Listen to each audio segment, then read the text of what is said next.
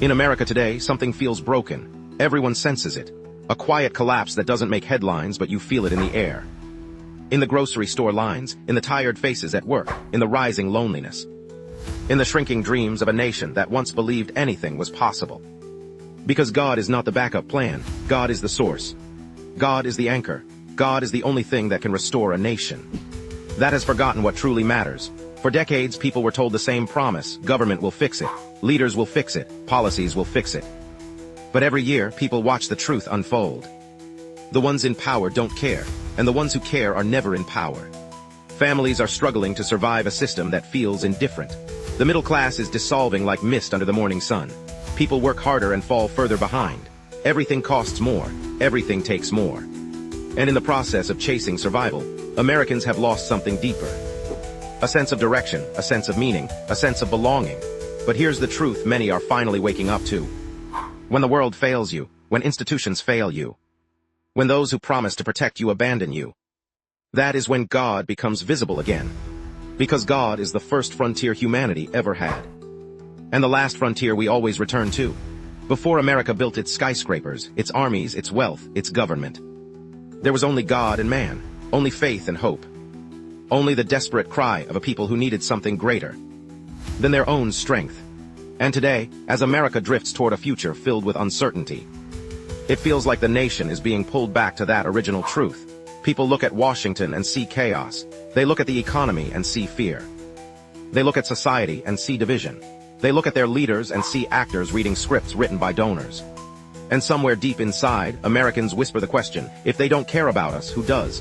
This question is reshaping the country more than any election ever could. This is not politics. This is a spiritual turning point. Because when governments forget compassion, when society forgets unity, when leaders forget responsibility, God does not forget.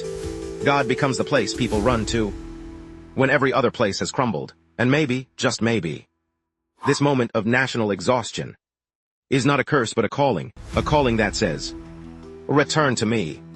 The truth is, America was built not just by ambition, but by faith. It rose not only on steel and railroads, but on prayer, sacrifice, and the belief that a nation under God could endure anything. Progress made America powerful, but faith made America human. Today, the country faces a different kind of war. Not a war of bullets, but a war of meaning. A war of souls tired of pretending everything is fine. A war of hearts searching for something real. In a world that feels painfully artificial. And the more America chases solutions without God, the more lost it becomes. People are rediscovering what previous generations knew instinctively. Society can lose its mind. Governments can lose their integrity. Leaders can lose their courage. But God does not lose anything. He is the first frontier we look to when life becomes bigger than our strength. And He is the last frontier we return to when everything else has failed. In a failing society, where anxiety is the new normal, where loneliness spreads faster than any virus, where truth is twisted into entertainment, only God remains untouched. Because God is not the backup plan. God is the source. God is the anchor. God is the only thing that can restore a nation that has forgotten what truly matters. America doesn't need another speech. America doesn't need another political savior. America doesn't need another promise written on a billboard. It needs God, desperately. It needs the humility to admit that humans cannot fix what only God can heal. It needs the courage to rebuild from the inside out. It needs the clarity to understand that the crisis isn't just economic or political. It's spiritual.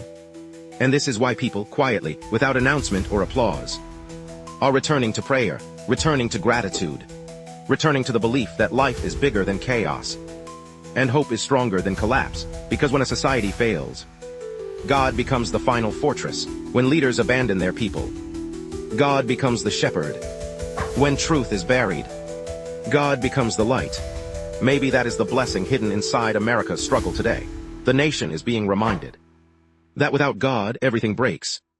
But with God, everything can rise again.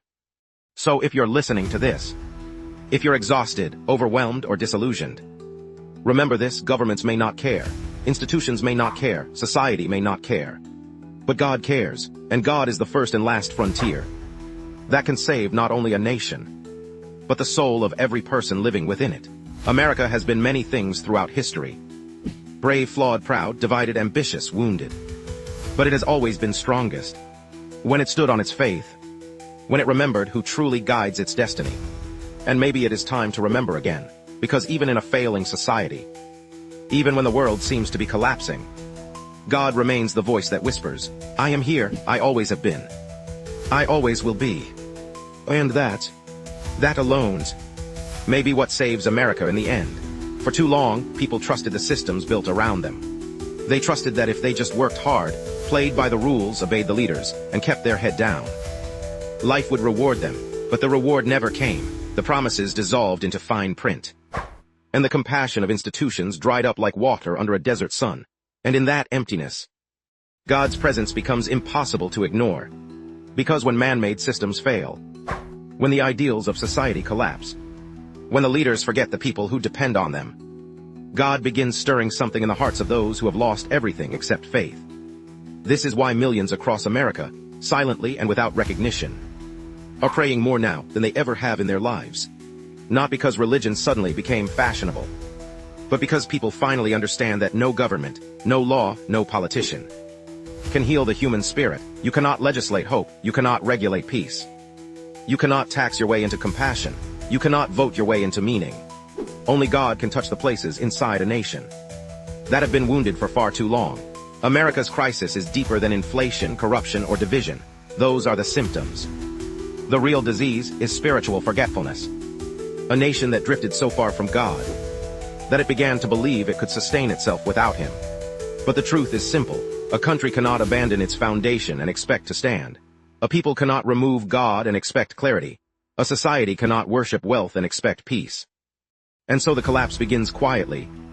Like cracks in a great dam, families become disconnected. Communities lose their unity.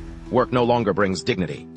People feel like strangers in their own homes, their own towns, their own nation. But even in all of this, God has not left America. He is watching. He is waiting. He is calling a nation back to the place it was supposed to find strength from the beginning. Because God does not need America. America needs God. And for the first time in a long time, people are admitting this to themselves. They feel it when they look at their children and wonder what kind of world they're growing up in. They feel it when they see chaos in the news and realize how powerless human leaders really are. They feel it when they lie awake at 2 a.m. asking why life feels heavier than it used to. But here is the miracle hidden in the struggle. The moment a person discovers that the world cannot save them is the moment God finally can. This is why the collapse is not the end. It is the awakening. People who haven't prayed in years are whispering desperate words to heaven. People who stopped believing are searching for something to believe in again. People who felt invisible to their government are realizing they were always seen by God. For decades, America put its trust in everything except the one who never fails. But now the nation is being brought back to the beginning. Back to the first frontier. Back to the last frontier. Back to the one who was here before any government existed. And will be here long after every one of them is gone. And God is not just watching America fall apart. He is preparing it for a spiritual rebirth. Sometimes God lets a nation reach the bottom, so it can finally see what it was standing on all along. Sometimes God allows the noise to grow unbearable, so people will seek the silence where His voice can finally be heard. Sometimes God removes false leaders, so people will search for the true leader, and that is what is happening today. A spiritual call is echoing across America, from small towns to big cities, from the forgotten workers to the overwhelmed parents, from the exhausted middle class to the young people searching for purpose. In a world that no longer makes sense, God is whispering, return to me. I never left you. America's healing will not come from above in the form of laws. It will come from within. From hearts turning back to the source of all strength. It will come from people choosing honesty over convenience, courage over comfort, faith over fear, unity over division, purpose over survival. Because God can save a nation, even when the nation has forgotten how to save itself. And maybe this is the turning point. Maybe this is the storm that forces America to its knees, so it can rise again with God at the center. Not as decoration, not as politics, not as tradition, but as truth. A truth stronger than any headline. A truth deeper than any crisis. A truth older than any constitution. A truth written not by human hands, but by the Creator of all things. Only God can save America. And God is ready. The question is whether America is ready to return.